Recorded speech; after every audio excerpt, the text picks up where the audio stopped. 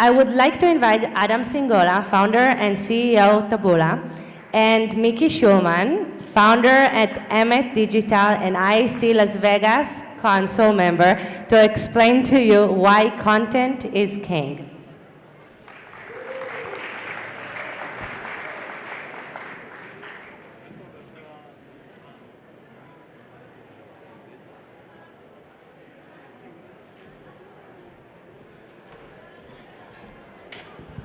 So Mickey will be here soon. We will start. Innovation. Innovation. Wait, content is king. Can I just say before we start, hi everyone. I want to thank IAC for two reasons. One, I have 3 kids and I just had a baby, and to be able to tell your wife that you have to leave the house and join a critical event and participate with amazing people and get approval is a big deal. So that's one. I understand that. You agree, because you have 4. Yeah, I just need 4 hours of sleep and I'm good. And the second reason is that I'm actually 13 years in America since I left Israel, so this is my bar mitzvah celebration. Oh, that's good. So it's all about me, really, that's what I'm saying. Thank you for having me. Very nice. So, I don't know, who knows what Taboola is? You can lie. Okay. If you read Ynet, I think that when you scroll down Ynet, you see a recommendation by Taboola, right? So how did you start? So Taboola is my first job. I spent, like many Israelis, some time in the army. I was about almost 7 as an engineer. As when I finished the army, you don't make a lot of money in the army, so I was still living with my parents, which is not amazing for your dating life to be 25 and living with your parents, but I did that, And I bought this TV, and I was trying to just do nothing for a little bit. And then I couldn't find anything to watch on television, and I said, why should I be looking for TV shows?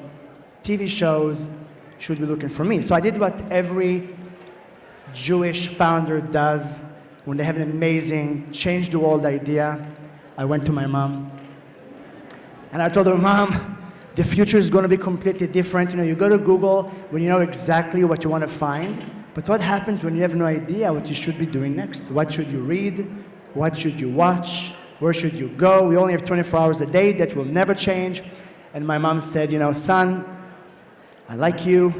Stop smoking what you're smoking, and please carry on. But we're very good friends. She introduced me to someone who was an investor, and she was able to get me an invite to this guy's daughter bat mitzvah. Now, mind you, I never had a job before. I just finished my army service. Hey, Mickey.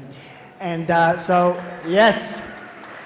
You see, founder, you change on the fly. So nevertheless, I went to the bat mitzvah, and I figured, I don't know the guy, when do you go to pitch an investor at his daughter's bat mitzvah event? So I figured a few glasses of wine, a few, Mizrachit songs, which is a type of music. Nevertheless, you dance. So at 10 p.m., I went to him, and I said, hey, his name was Dan. I said, look, Google is great if you know what you want, but what happens, we have no idea what to do next. And he said, who invited you? I said, my mom. He said, who is your mom? He didn't know who my mom was, but he invited me to his house.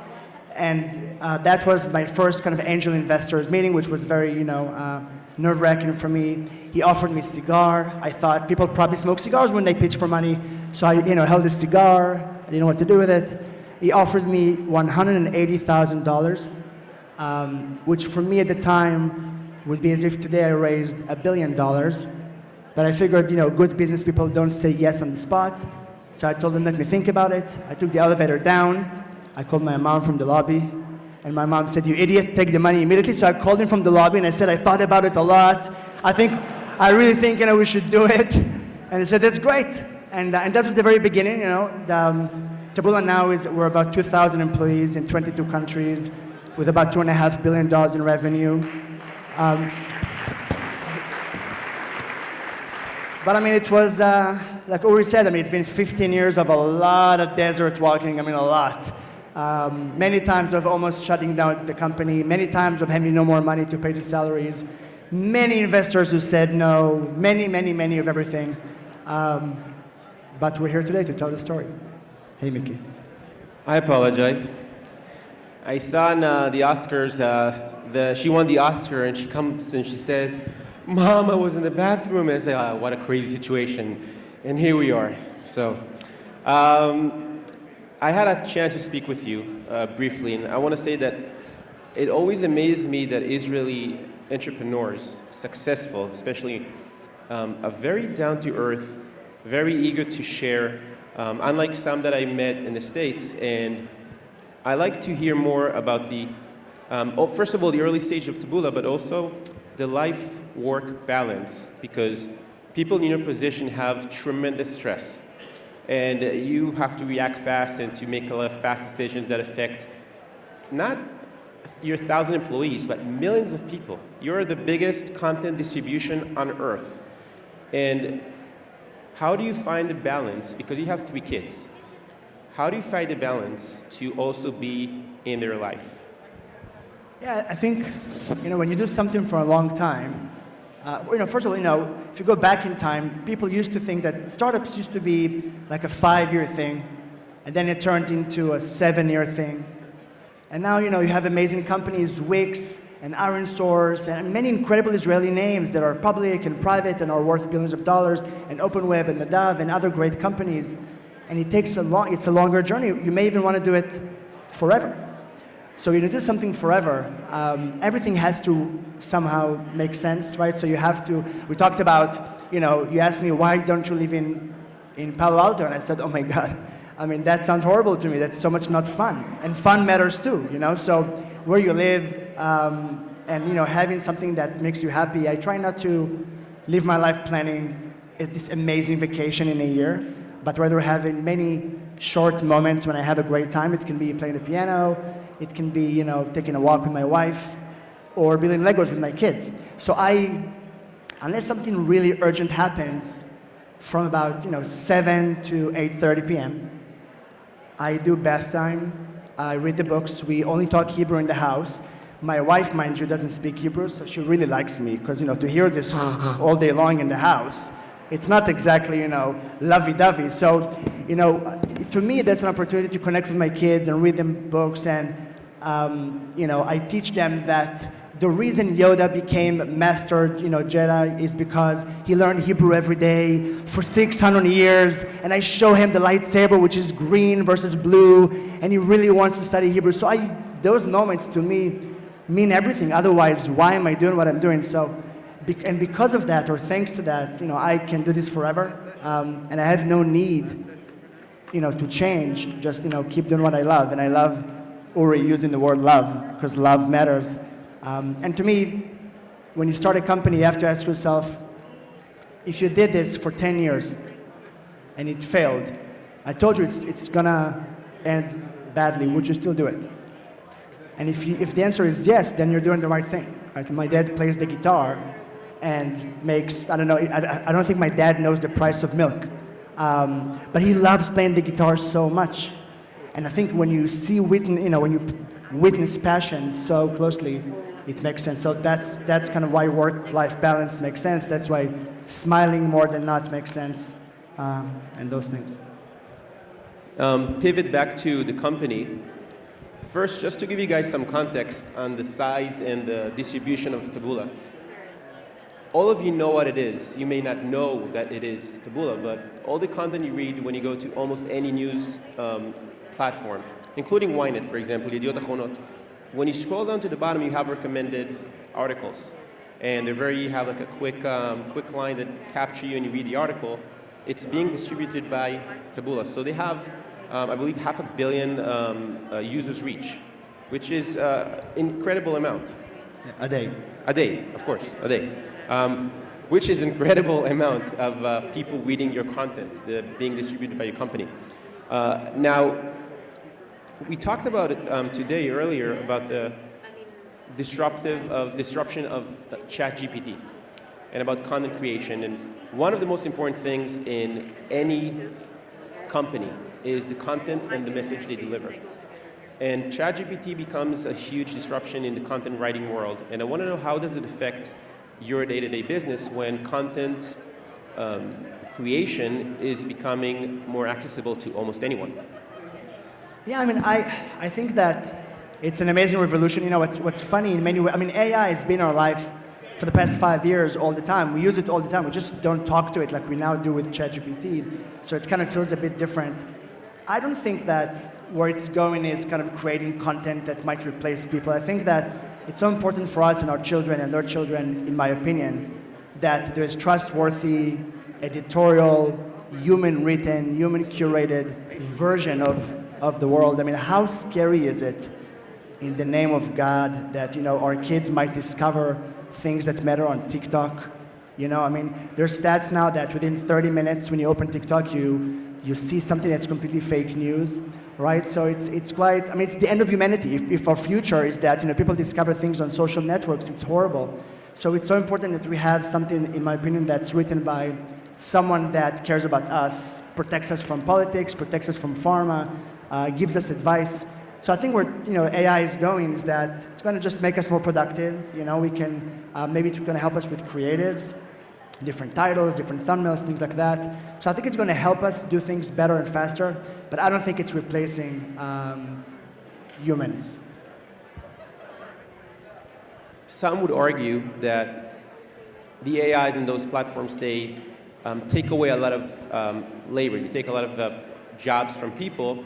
And I always say that Google, Facebook, YouTube made more jobs to people than anything else. They produce new kind of jobs. It's not they replace something.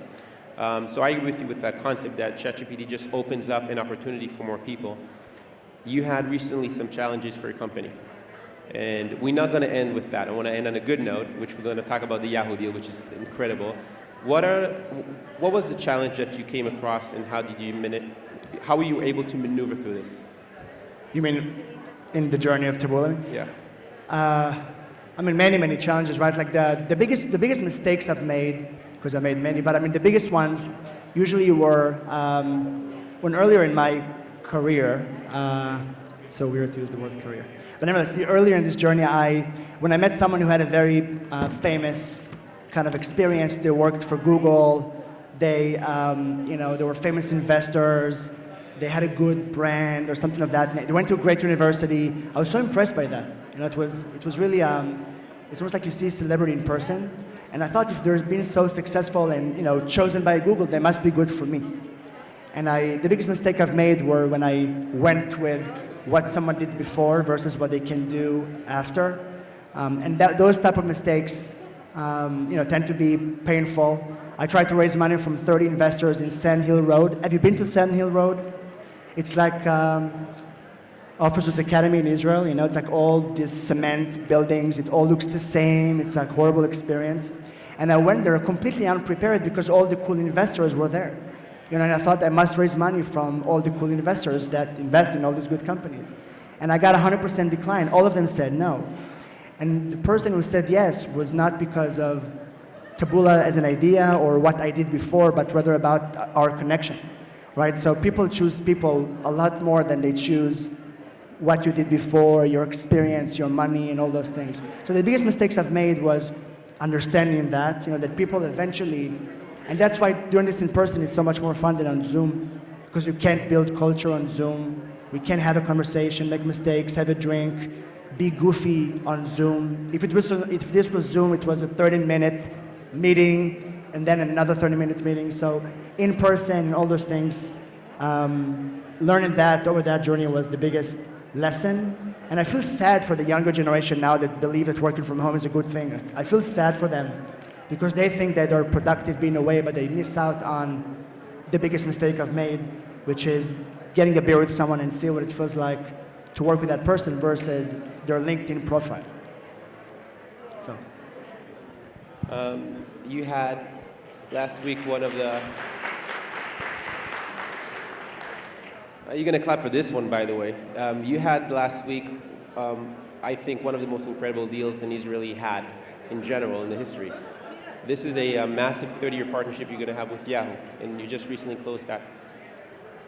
How did it came about, even getting into that deal with Yahoo, and what does it mean to your company? Yeah, so we announced the partnership for 30 years with Yahoo. Yahoo, we all know Yahoo.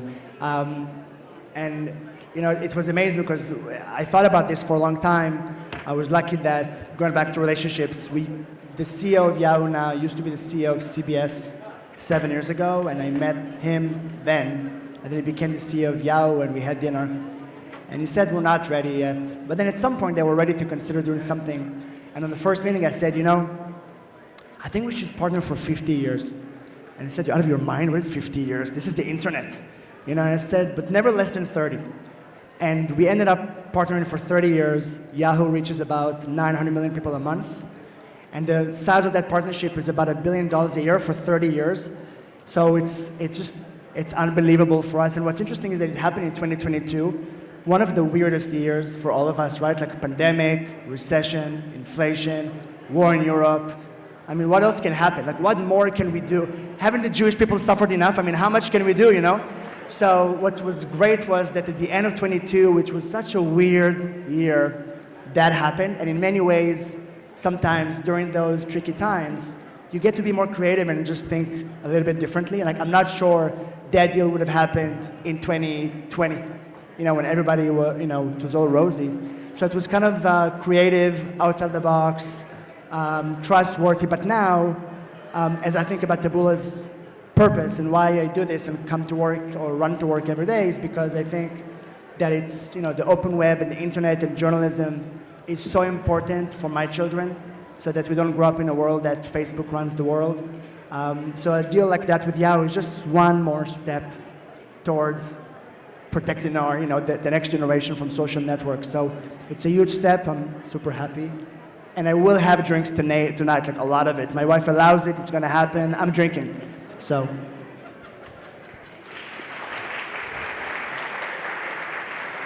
Any business people here? So it's interesting because I work with Taboola for the past few years through the company because we do a lot of outreach for my clients. Any business that have any need to get reached to audience and traffic online, I highly recommend for them to do research and to consider Taboola. Taboola didn't ask me to say that, but just because I admire the platform and the ability that they have. And with that, I'm going to end, and thank you so much, Adam Singolda. Thank you for having me.